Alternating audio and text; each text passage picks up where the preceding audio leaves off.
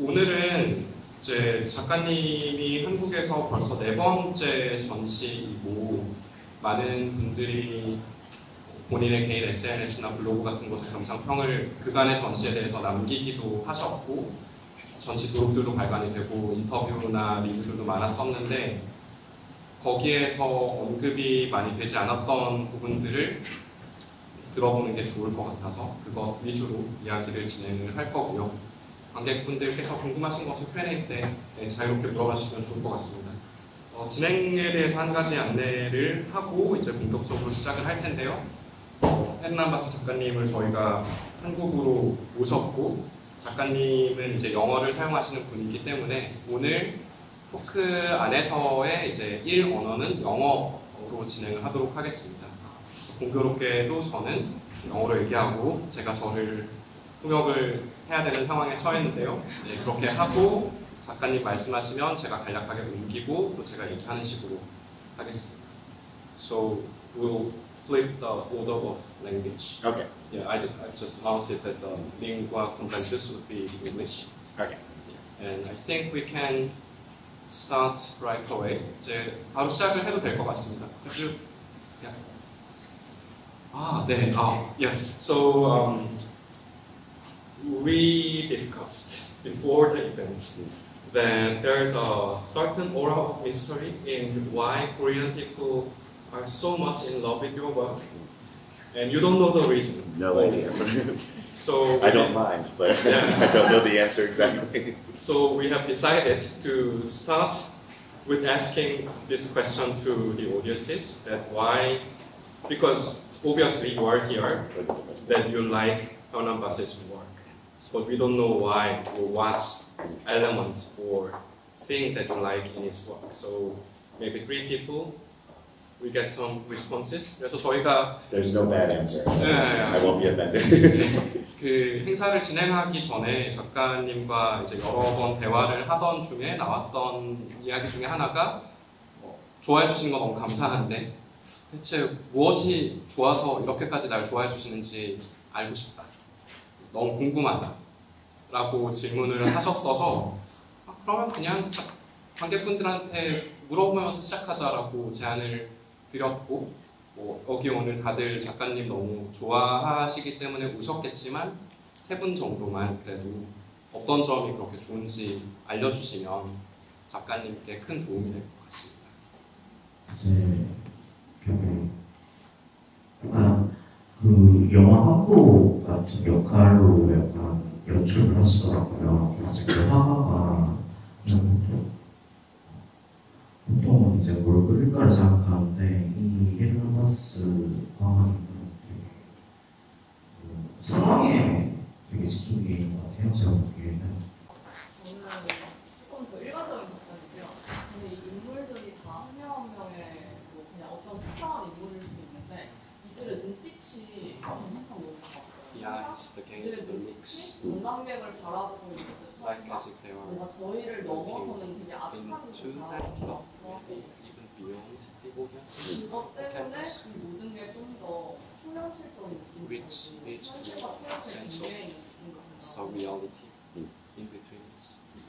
한 분만 더 질문, 의견 받고 작가님 말씀 들어보겠습니다. 크게 말씀해 주시면 감사하겠습니다. 한국의 소시장이나 무신적인 요소도 좀 아시는지, 왜냐하면 그림에서 있어서 약간 어떤 요소가 있는데 question about whether you have knowledge of the occult or shamanism in Korea. I actually haven't had a chance to research it. I was just starting to research it while I was here this week, actually, because when I realized that the Ouija board that's shown in one of the paintings isn't really known in Korea, I thought there's a version of it in Korea, but I can't remember what it's called. But yeah, I haven't had a chance, but now I really want to get into it. I think we have to share the mic. Sure. 네. 그래서 그 한국의 샤머니즘에 대한 부분은 말씀 주신 것처럼 이미 알고 있지는 않았고 이제 최근에 알게 돼서 좀 더 리서치를 해보고 싶은 부분인데요. 마침, but actually, if you go to the next slide, please. This was the prepared theme for starter, though weird and eerie, in a way that there are a lot of weird things happening Yeah. in your painting, or maybe not happening within your painting, but somehow like in the background, Yeah. or maybe in a broader sense of your lived experiences. So could you maybe share a little bit about that for us? 그래서 마침 질문 주신 것을 미리 알고 있었던 것처럼 처음 준비한 주제는 기이한 것과 으스스한 것이라는 내용입니다. 헤르난 바스 작가님 작품 안에서 상당히 기이한 일들이 많이 일어나고 있다고 생각할 수 있거든요. 혹은 굳이 이 회화 속이 아니더라도 작가님이 지금까지 살면서 겪었던 것이나 혹은 배경적인 면에서 그런 부분이 많기 때문에 이 부분을 조금 공유해 주시면 감사하겠습니다. So my interest in the occult started very young. When I was born in Miami, but my parents moved me to upstate northern Florida when I was very young, less than 8 years old. So I grew up in a very strange environment in the north of Florida, which was full of like Bigfoots and UFOs and ghosts and all these very strange things.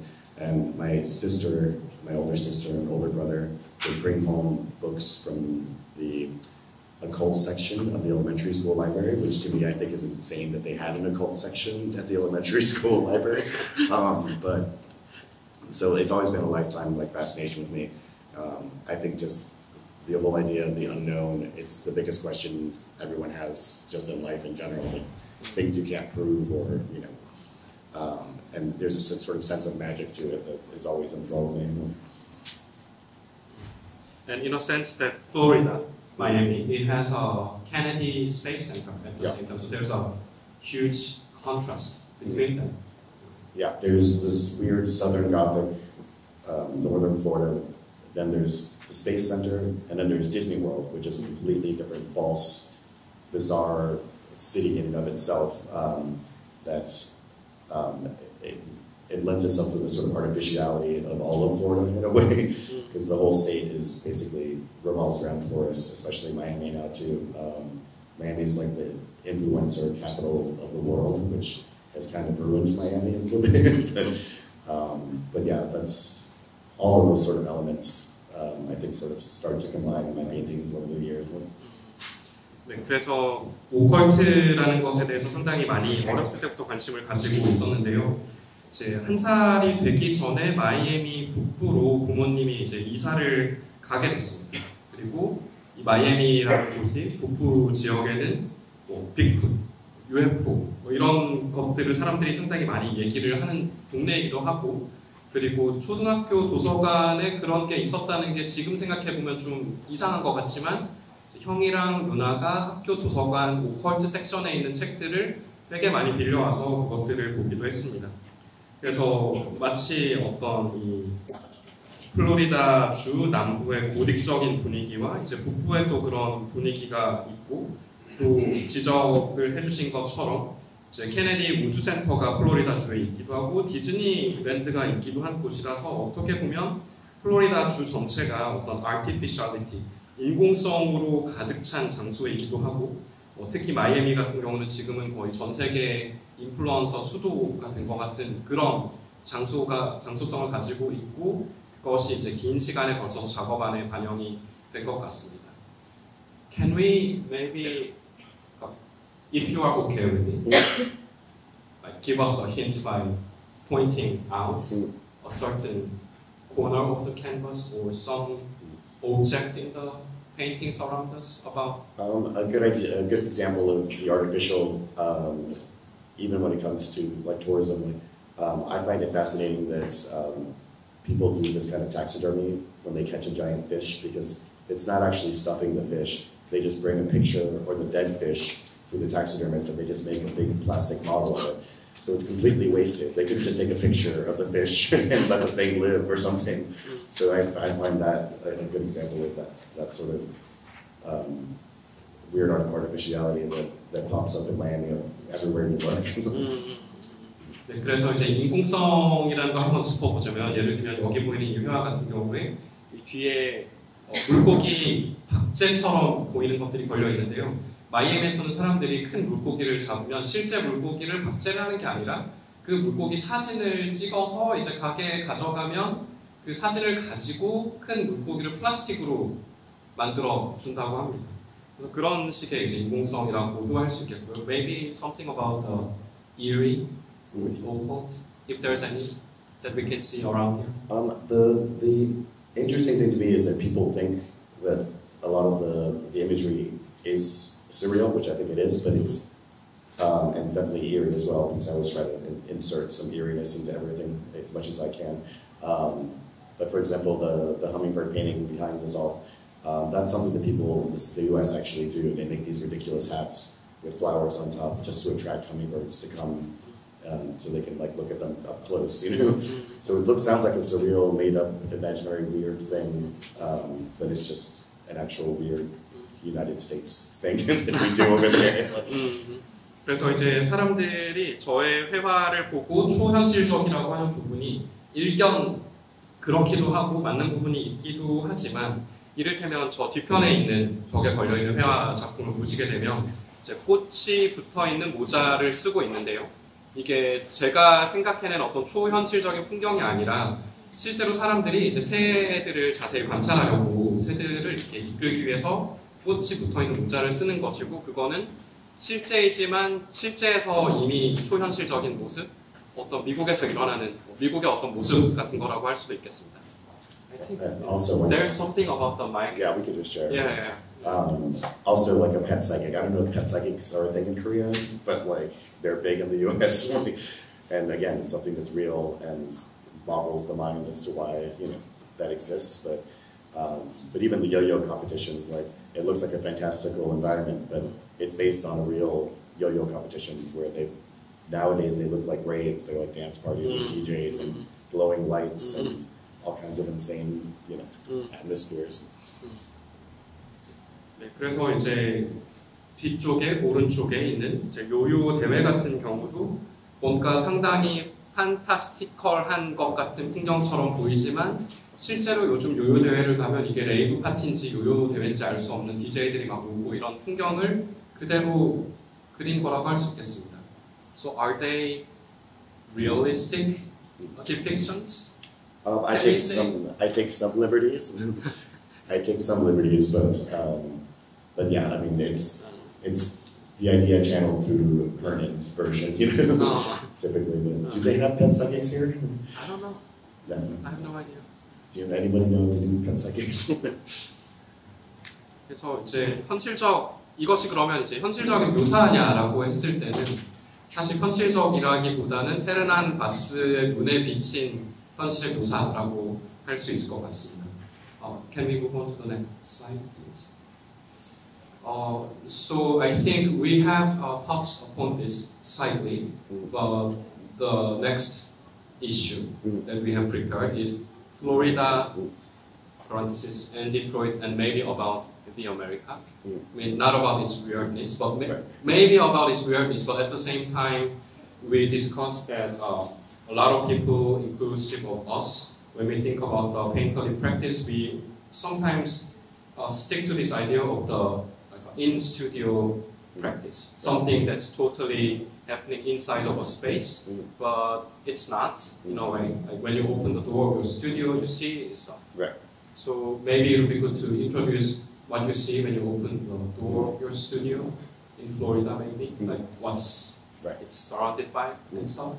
그래서 저희가 플로리다 그리고 작가님이 작업실을 가지고 있었던 이제 디트로이트 혹은 미국에 대해서도 이야기를 해보면 좋을 것이라고 생각을 했는데요. 특히 이제 이 곳이 어떤 가지고 있는 장소적인 성격뿐만이 아니라 보통 회화 작업을 생각을 할 때 스튜디오 안에서만 일어나는 어떤 실내에서만 일어나는 거라고 생각하기 십상인데 실은 스튜디오 문을 열면 보이는 외부에 어떤 곳들이 있고 그것에 영향을 받지 않는다고 할 수는 없을 테니까요. 그래서 작가님께 문을 열면 플로리다 스튜디오에 어떤 풍경이 펼쳐지는지 들어보고 싶습니다. So if I open my door into the studio in Miami, it's sort of a small garden with orchids in the trees, and we get wild parrots. It's a sort of magical landscape in a way. We get giant like iguanas. I have to chase them out of the studio sometimes. Like, they're like this big, you know. And then when I was working in Detroit, it was a very different environment where around my studio, if you walked 2 or 3 blocks, it was the kind of neighborhoods where the houses are all destroyed and empty and run down. And when I started painting them, it was, people thought that I was painting them out of an interest for discussing like urban decay and like culture, you know. But for me, it was just because they looked like good spooky haunted houses, you know. So it wasn't like a cultural, like political statement painting the houses in Detroit. I just thought they were really cool haunted houses. 네, 그래서 플로리다에 있는 작업실 문을 열면 이제 바로 펼쳐지는 풍경은 이제 상당히 식물이 많은 정원이고 거의 마법적인 풍경에 가까운 모습을 볼 수 있습니다. 큰 양서류 같은 것들이 작업실에 들어와서 기어다니기도 하고요. 디트로이트 같은 경우는 이제 작업실 주변에 거의 2-3 블록 정도가 다 부서진 집이나 빈집만 있는 그런 곳이었습니다. 제가 디트로이트로 이제 작업실을 확장해서 옮겼을 때 많은 사람들이 이제 그러면 뭐 도시의 쇠락 같은 것을 다루려고 하는 걸까 이 작가가 라는 식으로 생각을 했었는데 뭐 그런 정치적인 어떤 스테이트먼트라기보다는 정말로 저렴한 가격에 더 큰 공간을 얻을 수 있어서 디트로이트에 이주한 부분이 큽니다. How big a space that you could get for a price in Detroit? If you can share us. 그래서 디트로이트가 얼마나 이 공간 대비 월세가 저렴했길래 그렇게 옮겼는지도 한번 알려주세요. One of the reasons I moved to Detroit, there was a few reasons, but I was sort of tired of the Miami art scene at the beginning of the start of Art Basel and all the craziness that was happening in Miami. But the other reason was, at the time, which was about 15 years ago, Detroit was still incredibly inexpensive. The first house I ever bought was actually in Detroit, and it was like a 7-bedroom, like Mediterranean reliable mansion for $100,000 or something. And the cat, it was so big that the cat had its own wing of the house, you know, which is just absurd. I ended up getting rid of it because it was too much house. But yeah, I think things have changed in Detroit now, so it's not quite the same. But I took advantage of it when I could. The studio at Detroit is still going to be bigger than anything I get in Miami. Because Miami is the complete opposite, price-wise. So you moved out of Detroit? Yeah, I left Detroit 3 years ago, and now I'm just in Miami full-time. 네. 그래서 그 당시에 이제 공간을 옮겼던 이유는 특히 15년 전에 디트로이트로 작업실을 옮겼을 때 아트바젤 마이애미가 시작되면서 미술씬이 너무 시끄러워지는 것도 있었지만 무엇보다도 첫 번째로 디트로이트에서 구했던 공간이 침실만 7개인 곳이었는데요. 거의 이제 맨션에 가까운, 지중해식 맨션에 가까운 곳이었는데 10만 달러. 환율 계산을 해보면 1억 5천 이하? 네. 그러니까 지금 기준으로도 마이애미 어디에서도 구할 수 없는 그런 공간이었습니다. 디트로이트에서는 이제 3년 전에 작업실을 뺐고 지금은 플로리다에만 스튜디오를 유지하고 있습니다. But then how big is your Florida studio now? I mean, I keep changing studios in Miami because I had one studio and then the building next door came for sale, so I moved to the studio next door. And now one block from my house became available, so now I'm moving again.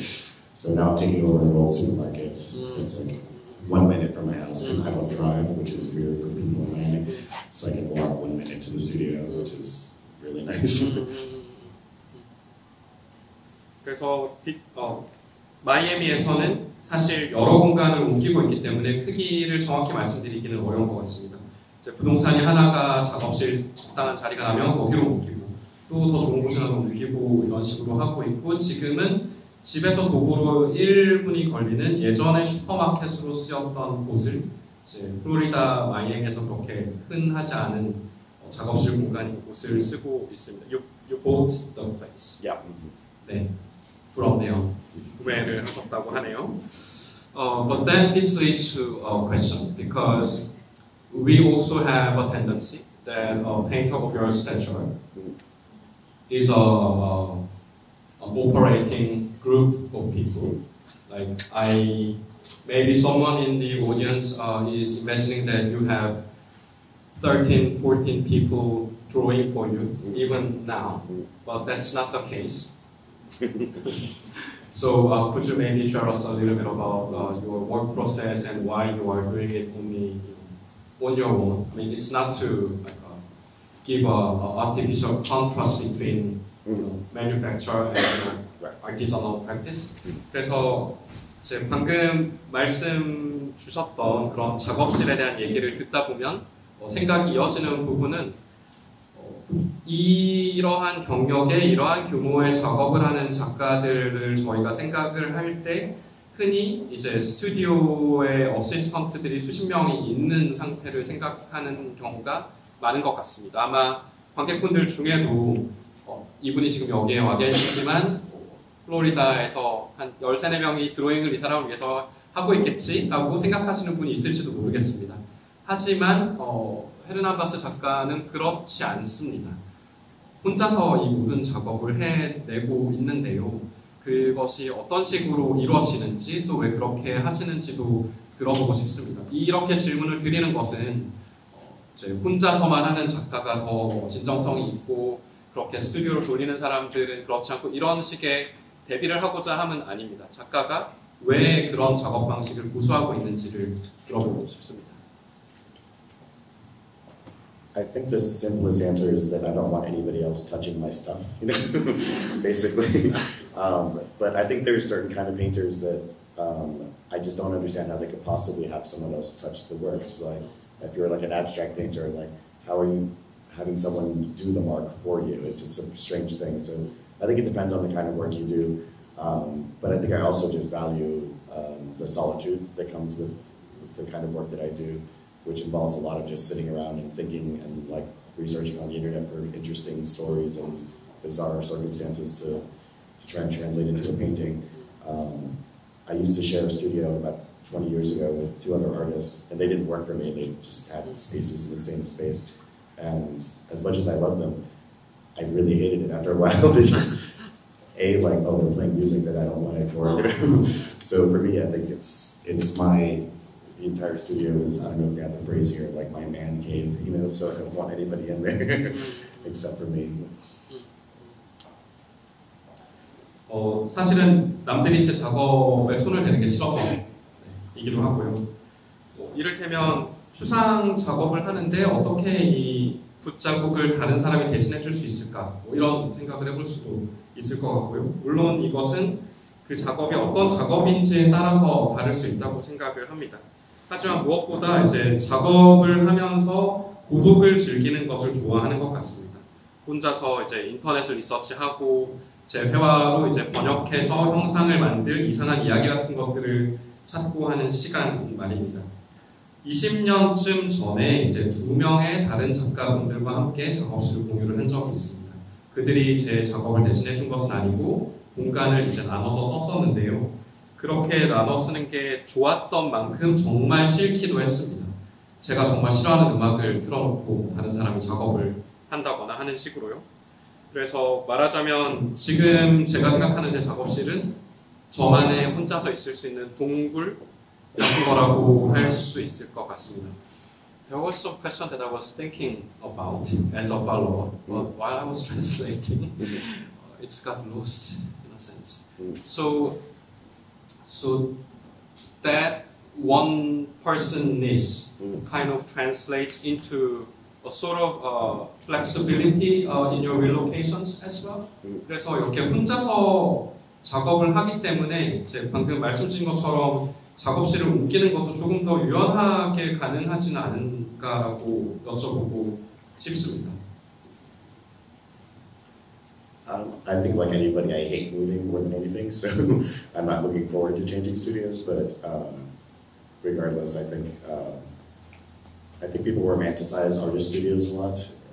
Just like people always want to come to the studio. So, you know, I'm like, no, just where I work, you know. Like, I don't go to like Starbucks where you work and you're like, ooh, can I see what you're doing?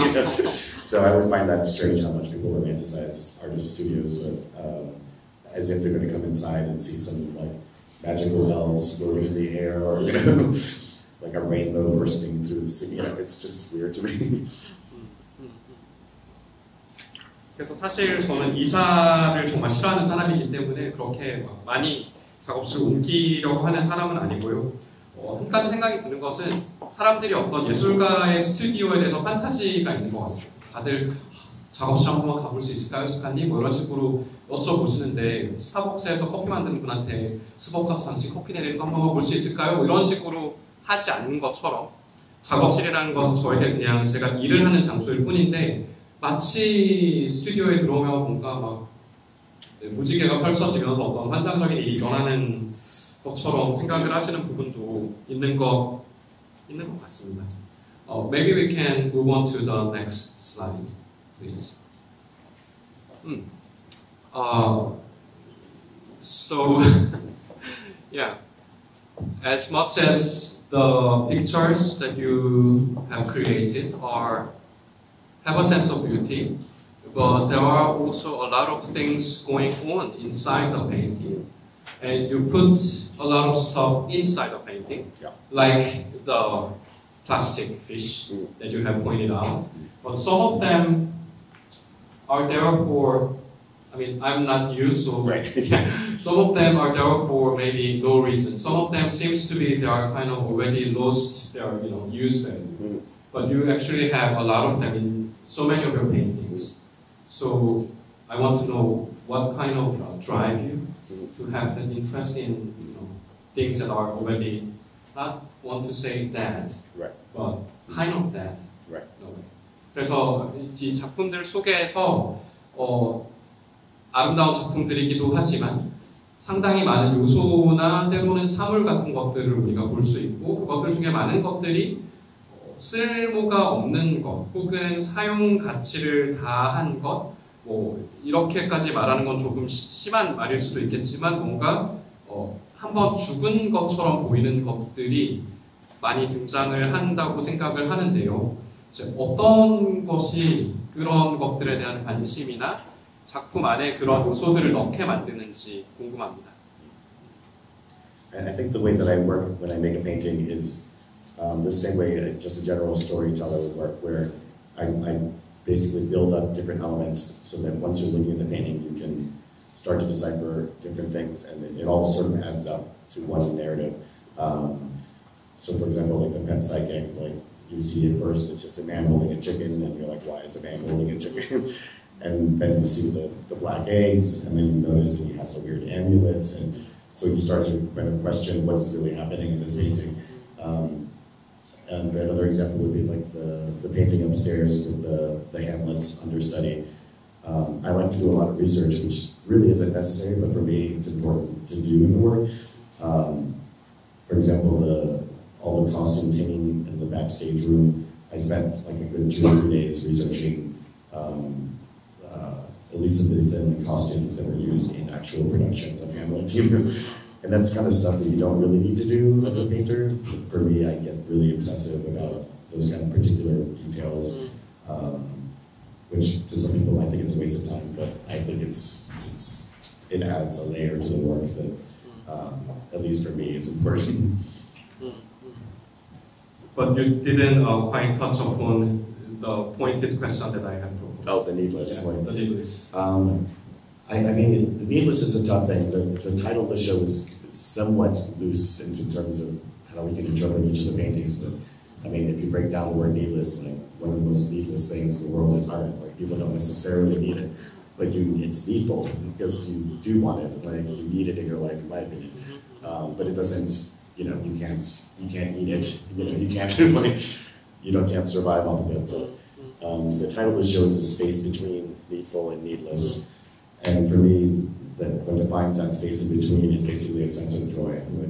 It's finding something that you don't really need to do, like wear a hat for hummingbirds, but at the same time, if you make it like it's just for the sheer joy of it. 네. 제가 회화를 작업하는 방식은 하나의 스토리텔링을 구축하는 것처럼 여러 가지 요소들을 배치하고 그것들이 전개가 돼서 하나의 이야기가 구성되는 방식을 취하고 있습니다. 예를 들면 이제 이쪽 뒤에서 보실 수 있는 이 어떤 남자가 닭을 이렇게 보고 있는 작품 같은 경우도 대체 이게 무슨 일이 벌어지고 있지라고 생각을 할 수 있겠지만 그 그림 안에 뭐 부적 같은 게 있고 한 요소들을 보면 아 어떤 일이 벌어지고 있구나라는 이야기가 만들어질 수도 있겠고요. 그리고 위층에서 볼 수 있는 작업 가운데 이제 배경에 그림의 배경에 옷들이 이렇게 걸려 있는 작품이 있는데 그 어떤 옷들이 걸려 있을지 생각하기 위해서 엘리자베스 시대 이제 연극 의상 같은 것들이 어떤 것들이 있는지 며칠간 이제 리서치를 했습니다. 그게 꼭 필요한 리서치였을까라고 반문할 수도 있겠지만 필요 없지만 필요한 리서치였다고 얘기를 할 수도 있을 것 같습니다. 누군가는 시간 낭비라고 할 수도 있을 만한 어떤 리서치에 이제 노동을 투여를 한 것이죠.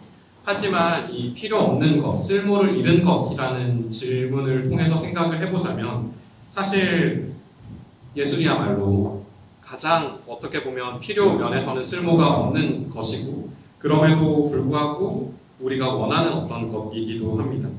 이번 전시의 제목도 이제 필요와 필요하지 않은 것의 그 사이라는 이 제목을 정해 보았는데요. 어떻게 보면 정말로 쓸모라는 면에서는 필요가 있진 않지만 그것을 가지거나 보았을 때 기쁨을 느끼게 해주는 것에 대한 생각을 하는 것 같습니다.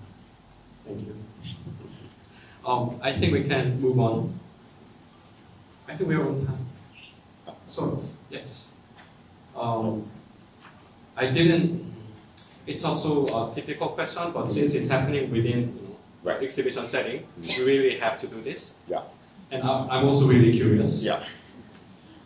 So, It's hard to pick one to highlight. Maybe I'll do one or two. Because I take so much time in researching these paintings and just getting very involved in the worlds around them. Some more than others, of course, but for example, the one right to everybody's right, I guess, it's titled out through the exhibition, The Space Between Needless and Needful. And one of those things that's the best definition of that description is magic to me, because magic is something that we definitely don't need in our lives, but at the same time we're needful and we crave it. Not just actual magic tricks, but also just the sense of magic. But one of the things I really liked about this painting is I've always been wanting to do a diptych, meaning two works side by side that have a reason for being a diptych, not just aesthetically, but like in this work, the space between the two works is important to it because the box is being pulled apart.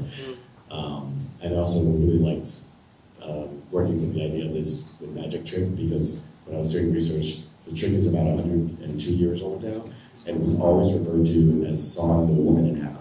Never the man. I don't know what it says about magicians if they want to saw a woman in half all the time, but it was a very specific thing that they call it sawing the woman in half. 네, 지금 관객분들의 우측에 있는 이 마술을 하고 있는 것을 묘사하는 작업인데요. 어떻게 보면은 전시 제목에서 이야기했던 것처럼 이 마술이라는 것이 가장 우리에게 필요가 있지는 않지만 사람들에게 소구하는 어떤 것이라고 생각을 합니다. 그러니까 그 마술의 트릭을 얘기를 하는 것이 아니라 어떤 마법적인 일이 일어나는 것에 대한 감각이라는 측면에서 말입니다. 특히 이 작품 같은 경우는 두 점의 회화로 만들어져 있는데요. 이 회화 두 점 사이에 공간이 놓여져 있는 것이 상당히 중요한 작품입니다.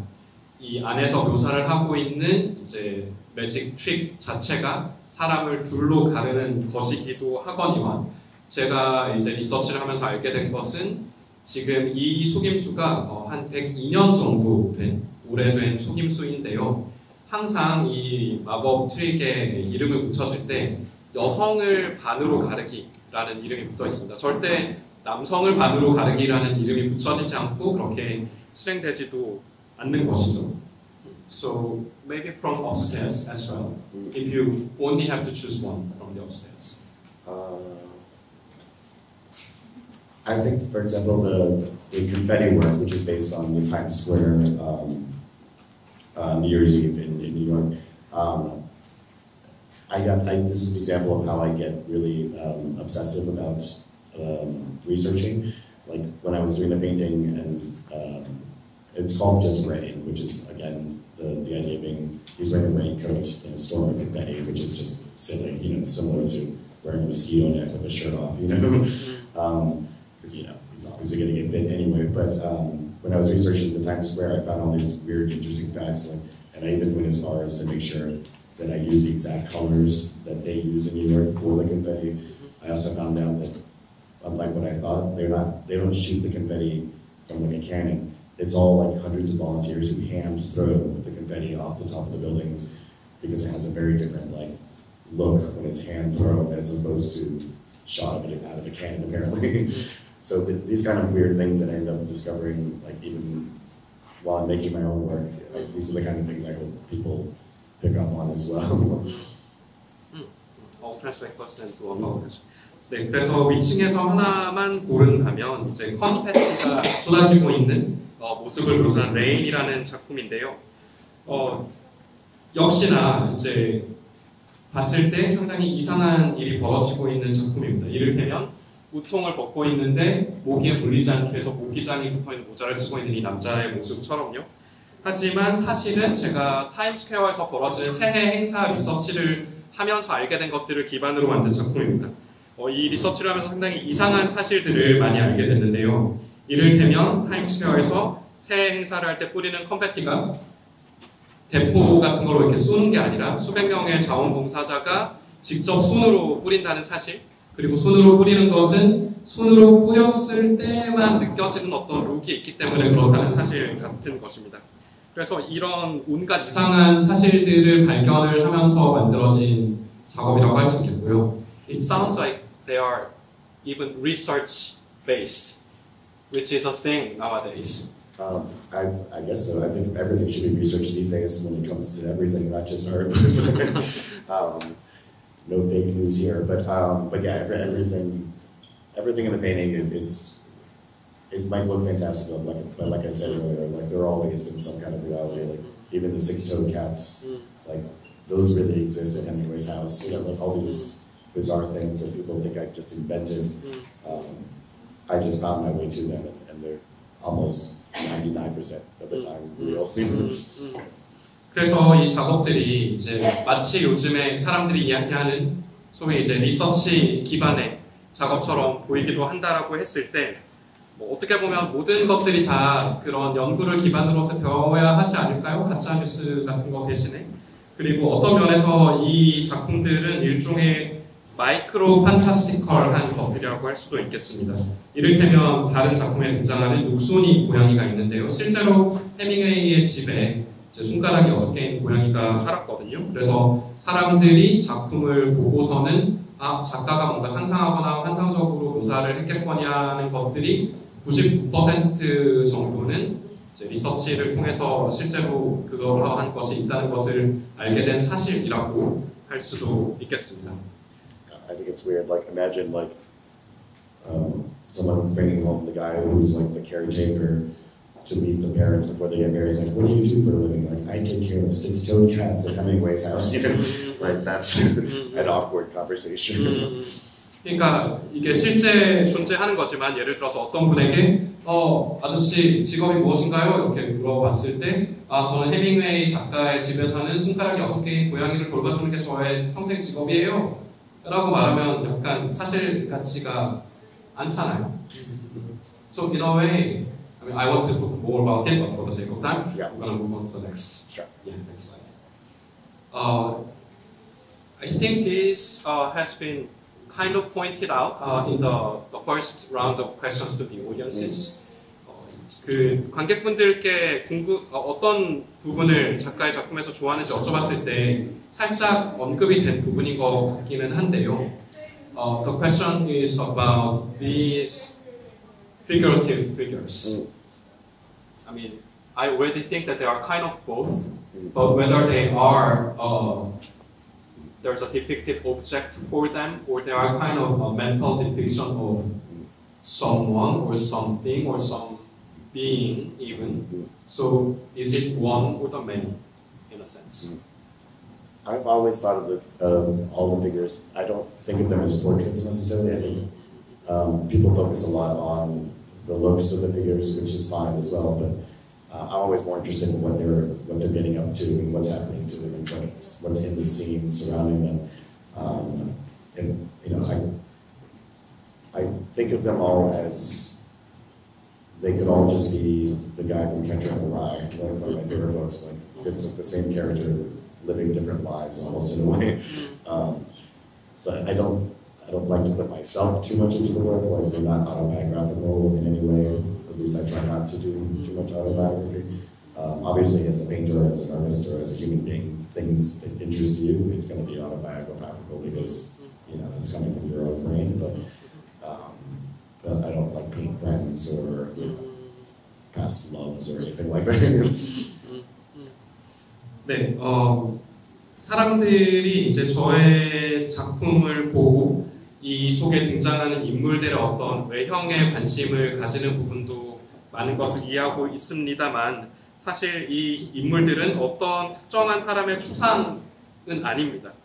그것보다 더 중요한 것은 이 인물들을 둘러싸고 일어나는 일, 그리고 이 인물들에게 일어나고 있는 어떤 사건들입니다. 말하자면 이제 호밀밭의 파수꾼이라는 소설의 주인공이 제 그림 속에서 여러 가지의 다른 삶을 살고 있다고 볼 수도 있을 것 같습니다. 그런 점에서 어떤 자전적인 요소가 있다기보다, 그리고 제가 그렇게 하려고 하지도 않고요. 물론 당연히 저의 머릿속에서 나온 것이기 때문에 이제 한 사람으로서 관심을 가진 어떤 것들이 자연스럽게 반영되는 부분은 있을 거라고 생각을 합니다.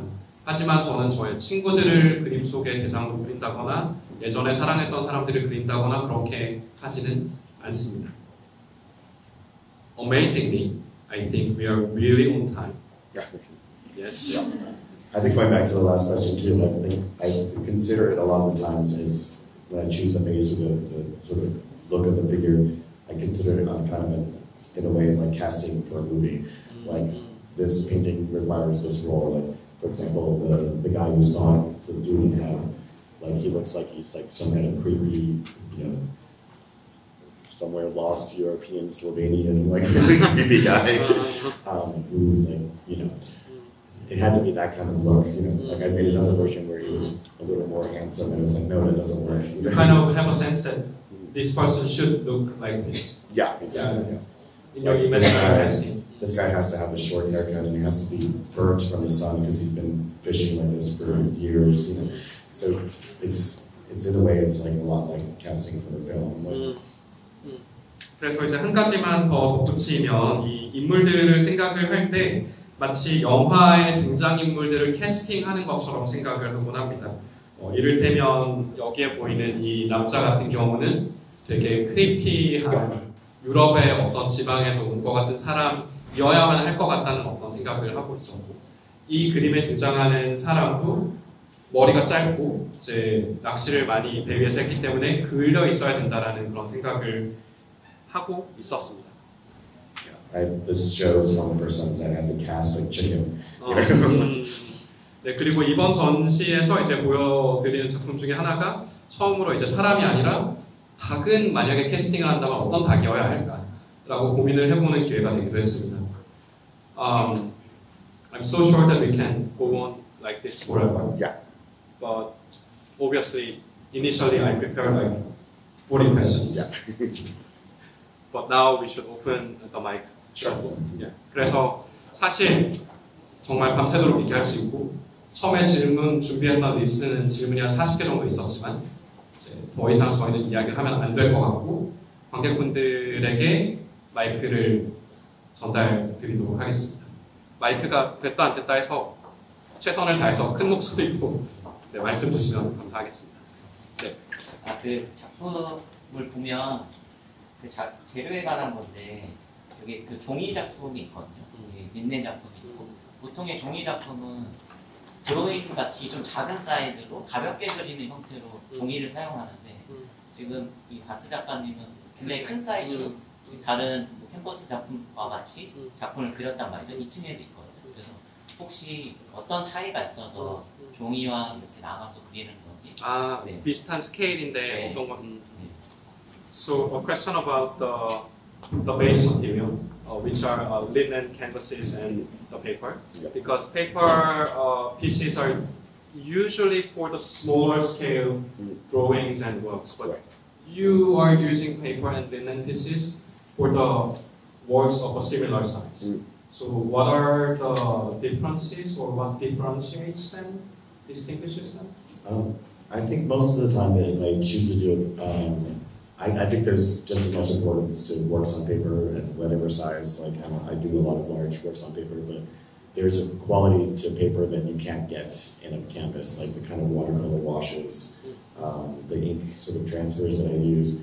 There's a sensibility to paper that just doesn't work the same on linen, for me at least. Maybe a different artist can do that effect, but yeah. And also when I work on paper in general, it tends to work faster. So that also gets me through an idea quicker. I made 2 versions of this. One is just black and white, and I fell in love with the image, so I just decided, okay, I'll do a different one in color. But, yeah. In that way, Yeah, you can kind of exactly. move quicker. Yeah. 네, 그래서 사실 이제 말씀 주신 대로 그 규모가 있는 종이 작업도 하는 편인데요. 캔버스 작업과 종이 작업이 좀 다른 점은 이제 종이 작업에서는 이제 수채화의 워싱과 같은 것이라든지 혹은 물감이 이렇게 퍼져나가는 것들이 린넨 바탕의 작업에서는 성취할 수 없는 부분이라고 생각을 합니다. 뭐 제가 아니라 다른 어떤 작가분들은 그것을 해낼 수 있는 테크닉이 있을 수도 있겠지만요. 그리고 종이 작업 같은 경우는 조금 더 빠르게 작업을 할 수 있습니다. 말하자면 이 새로운 아이디어를 보다 빠르게 구현할 수 있다는 점인데요. 이를테면 지금 보시는 이 작업 같은 경우도 이제 흑백으로 만든 작업이 있었는데요. 흑백으로 만들어 보니 흑백이 아니라 좀 색상이 있는 걸로 하면 좋겠다라는 생각을 가지게 됐고 그걸 종이에 했기 때문에 빠르게 실현해 볼 수가 있었습니다. Some people get mad when I don't do a painting version, like on canvas. No, it's only a drawing. It only exists on paper.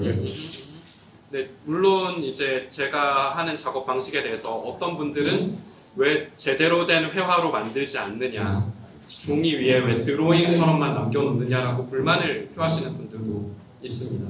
And to them, what you say to them? Oh, too bad. It's only on paper.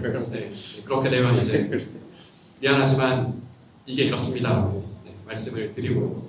네, 또 질문 받아보도록 하겠습니다. 네, 조금 크게 말씀해 주세요. 화면을 구상하실 때 어떤 거를 가장 중요하게 생각하시는지가 제일 궁금하고, 그리고 그 화면 구상 단계를 혹시 좀 간략하게 설명해 주실 수 있는지 여쭤보고 싶습니다. What do you think as most important when you are thinking about the composition of the image? And if I may, what are the steps or the processes in your construction of images? The idea always comes before any images. That almost takes me more time to come up with the concept for a painting, and then once I have that, and especially once I have a title, that's when I get really excited when I decide, okay, now I can paint it. You know? So depending on the smaller works, I call them small, even though they're a little big.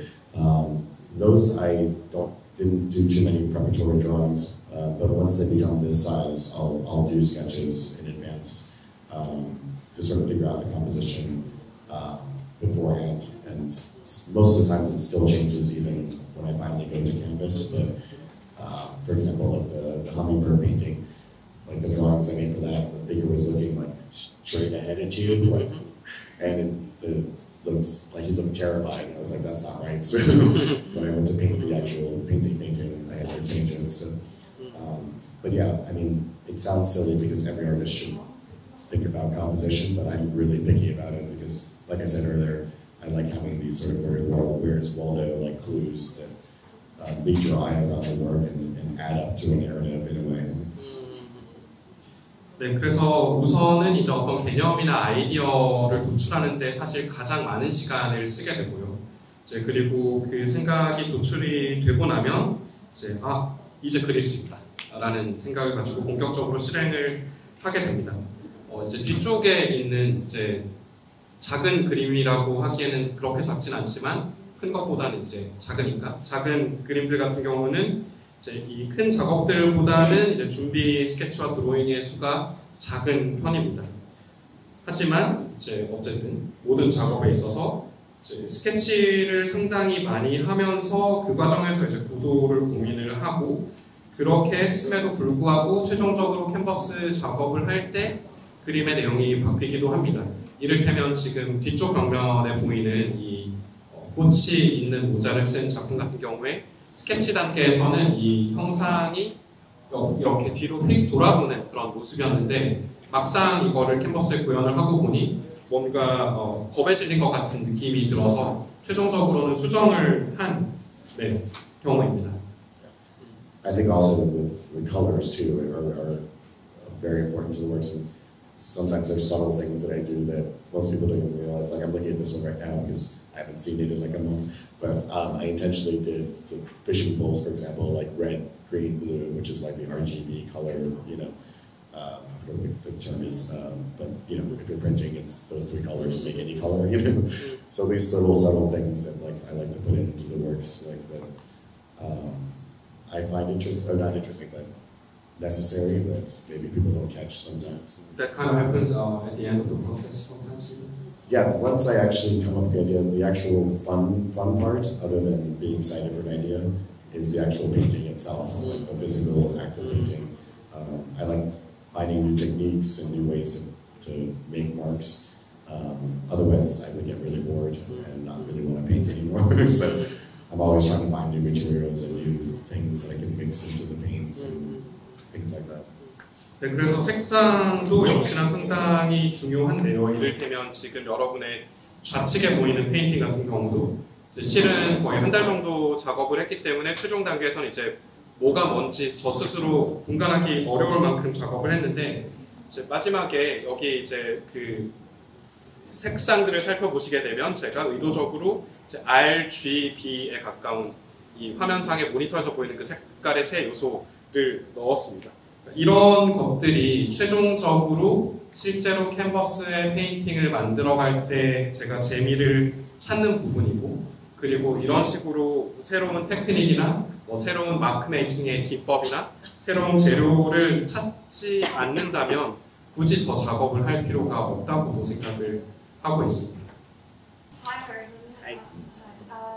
As much as you mentioned your early childhood in Florida in the interview, if you consider yourself as an artist who's greatly affected by the environment, the town you live in, if you were to decide to move in a new place, maybe a new country, to get some new inspiration, putting all the complicated things aside, where would be your next destination? That's a good question. Let me translate this. Yes. 네, 그래서 이제 작가님이 말씀해주신 것처럼 이제 플로리다의 어린 시절의 그런 장소들에서 영향을 받은 부분이 있으신데 그런 모든 것들을 다 내려놓고 정말 완전히 새로운 곳에 이주를 한다면 어디로 가고 싶으신지 여쭤보고 싶은데요. It's a fun question because I think as a lot of people figured out during COVID, like fiasco, the idea I used to fantasize about like buying a weird house in the middle of nowhere and like moving there, being alone, and never would I do that. So I think I have a couple of favorite cities, but it would be between London and Paris, but I'd have to go to London because I'm really lazy about learning languages, unfortunately. So I think if I ever considered moving, it would probably be London. London. Yeah. Okay. 아마 이런 식으로 이제 새로운 장소로 동떨어진 곳으로 가서 뭔가 새로운 것을 시작해보자 이런 것들이 코비드 때 사람들이 되게 많이 생각했던 질문인 것 같기도 합니다. 만약에 이제 질문에 답변을 드린다면 런던이나 파리를 좀 고민을 해볼 것 같은데요. 언어 문제가 있기 때문에 둘 중에 런던이 좋을 것 같고 but building on top of the question that we just got, what parts or what element or side or aspect of London that you like to? It's the birthplace of Oscar Wilde, for starters. But yeah, it's where dandyism started. So it's a walkable city. Like I said, I don't drive, so that's also nice. But no, I think there's just so much history there that I've researched myself in my own work, and I don't know. There's just something about it. You can never really know why the city feels the way you're. 네, 그래서 런던은 오스카 와일드의 태어난 장소이기도 하고요. 그리고 저의 작업에서 이제 많이 참조가 되는 댄디즘의 발상지이기도 하고요. 그리고 걸어 다닐 수 있는 도시이기도 하고요. 제가 리서치를 하는 많은 것들이 일어나는 장소이기도 합니다. 하지만 무엇보다 어떤 도시에 왜 끌리는지를 정확히 설명할 수는 사실 없는 것 같습니다. 마지막 질문으로 아주 적절한 질문이었던 것 같습니다. I think that was a really good ending question. So anything that you'd like to share, like to end? Just thank you for coming. I'm sorry my voice is rough. I've been sick for a couple of days. But thank you for coming, and yeah, I hope my one thing that I want people to do when they leave the show is have a sense of curiosity about some of the things that they see in the show, and take a minute to go Google, yo-yo competitions, or hummingbird hats, or pet psychics, or because it leads you down a weird place sometimes, but it can be really interesting. I don't want to encourage Ouija board because if you use those, you can get into some trouble. So, yeah, thank you. 네, 그래서 간략하게 말씀드리면 제 목소리 상태가 좋지 않았지만 오늘 여기 와주셔서 너무 감사드리고요. 전시를 보시는 분들께 조금 권해보고 싶은 것은 너무 깊이 들어가서 문제가 될 정도가 아니라면 이제 요요 대회라든지 아니면 해밍웨이의 고향이라든지 이런 것들을 간단하게 구글 검색 같은 것들을 가져가 보시면 좋겠습니다. 오늘 despite your difficulties in condition, thanks for sharing your time. And 작가님께 너무 감사드리고 박수를 드리면서 마무리해보도록 하겠습니다.